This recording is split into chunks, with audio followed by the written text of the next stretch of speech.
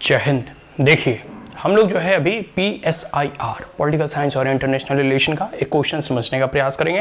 1981 में जो है पूछा गया है, paper 2 section B, question number 2।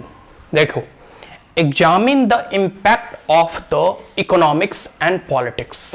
कुछ टर्म को समझो पहले, क्या कह रहा है यहाँ? इकोनॉमिक्स एंड पॉलिटिक्स मतलब अर्थ कह सकते हो का, अर्थ का और राजनीति का, ठीक है। इकोनॉमिक्स और पॉलिटिक्स का कह सकते हो इम्पैक्ट क्या है, प्रभाव क्या है, किस पे? अंतर्राष्ट्रीय संबंधों पर। तो मैं कहूंगा कि अंतर्राष्ट्रीय संबंध पर इस दो चीज का ही ज्यादा इम्पैक्ट है।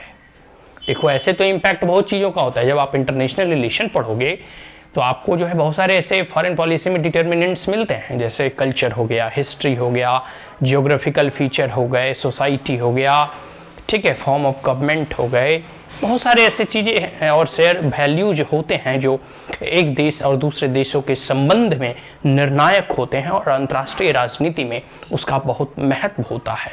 लेकिन जो आर्थिक एंगल है, इकोनॉमिक पर्सपेक्टिव है और पॉलिटिकल पर्सपेक्टिव है, ये बहुत अधिक मायने रखता है। जैसे देखो, फॉर एन एग्जाम्पल, इंडिया और America, they are the natural ally. Bharat और अमेरिका का संबंध एक प्राकृतिक मित्र की तरह है। वो बोलो कैसे? भारत में भी लोकतंत्र है, वह अमेरिका में भी लोकतंत्र है, ठीक है, ठीक है। इसी प्रकार भारत में भी प्लुरलिज्म है, अमेरिका में भी प्लुरलिज्म है। भारत में भी सेक्युलरिज्म है, अमेरिका में भी सेक्युलरिज्म है, ठीक है। बात समझ में आ रहा है? तो ऐसे बहुत सारे जो आप देखोगे, कह सकते हो कि भारत और अमेरिका के संबंधों में आपको समानता दिखाई देगा। और साथ साथ राजनीतिक दृष्टिकोण से, अभी खास करके मैं वर्तमान सरकार की बात कर रहा हूं, तो उनका झुकाव अमेरिका की तरफ अधिक है, ठीक है, मोदी गवर्नमेंट की। तो और देखोगे कि जब एक राज्य के राष्ट्राध्यक्ष दूसरे राज्य में जाते हैं, चाहे भारत के प्रधानमंत्री, देखो मोदी अभी जाने वाले हैं यूएस के, कह सकते हो कि पार्लियामेंट में, सेनेट में वो अपना संबोधन देंगे, तो वहाँ जो है वो अकेले नहीं जाते, अपने साथ तो मिनिस्टर वगैरह को ले ही जाते हैं, साथ साथ अपने साथ जो है बहुत सारे बिजनेस डेलीगेशन साथ लेकर जाते हैं और पीयर टू पीयर कॉन्टेक्ट होता है। भारत के प्रधानमंत्री वहाँ के बिजनेस डेलीगेशन से बात करते हैं, कहते हैं आओ आओ भाई, हमारे देश में इन्वेस्टमेंट करो। क्यों? ताकि अधिक इन्वेस्टमेंट होगा, फॉरेन डायरेक्ट इन्वेस्टमेंट, तो अधिक जो है रोजगार मिलेंगे, अधिक इंफ्रास्ट्रक्चर डेवलपमेंट होगा, इजंट इट। और अमेरिका के राष्ट्रपति भारत के जो है बिजनेस डेलीगेशन से मिलते हैं, वो कहते हैं भाई तुम आओ आओ अमेरिका में इन्वेस्ट करो, इजंट इट। फिर कई तरह के व्यापार हो गए। तो अभी के वर्तमान परिदृश्य, इस ग्लोबलाइज्ड इरा में और इस पूरे के पूरे कह सकते हो कि वैश्वीकरण में, economic perspective in fact political perspective के अधिक हाजिर है, या फिर इकोनॉमिक एंगल और डिटर्मिनेंट जो है वह राजनीतिक एंगल और डिटर्मिनेंट पे अधिक हावी है।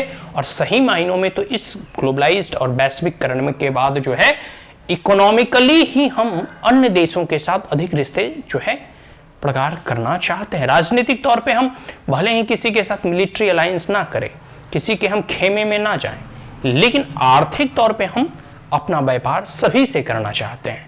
और जहां हमारे राष्ट्रीय हित सधता हो, जहां हमारा नेशनल इंटरेस्ट फुलफिल होता हो, वहां तो हम व्यापार करने के लिए चाहेंगे।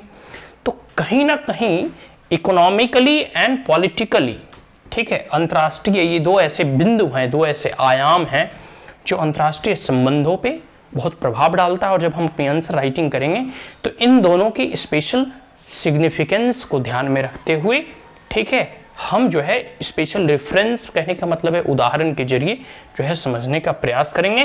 और खास करके डेवलपिंग कंट्री को देखो, एक और यहाँ टर्म दिया हुआ है, special reference to the developing country. जो देखो, तीन तरह के राष्ट्र हैं, मुख्यतः हम लोग राजनीति शास्त्र में पढ़ते हैं। एक तो हो गया कि आप देखोगे तो जो है डेवलप्ड कंट्री, जो विकसित राज्य हैं। दूसरा है डेवलपिंग कंट्री, जैसे इंडिया, चाइना वगैरह। और तीसरा है लिस्ट डेवलप्ड, ठीक है, जो अभी बहुत ही जो है कह सकते हो कि अत्यधिक उन्नति प्रगति नहीं किए हैं। तो जो विकासशील राष्ट्र हैं उनके संबंध किस प्रकार से अंतर्राष्ट्रीय संबंधों में जो है राजनीति और आर्थिक जो है एंगल होते हैं, ठीक है, अंतर्राष्ट्रीय संबंधों को स्थापित करने में। तो इसकी आंसर राइटिंग बहुत ही जो है कह सकते हो कि टू द पॉइंट आप लिखें तो कह सकते हो कि सब हेडिंग में एक इकोनॉमिक और एक पॉलिटिकल आप जो है डिटर्मिनेंट्स देके आप आराम से लिख सकते हैं। That's all. आशा करता हूँ क्वेश्चन समझ में आ गया होगा। अब हम लोग नेक्स्ट क्वेश्चन समझने का प्रयास करेंगे।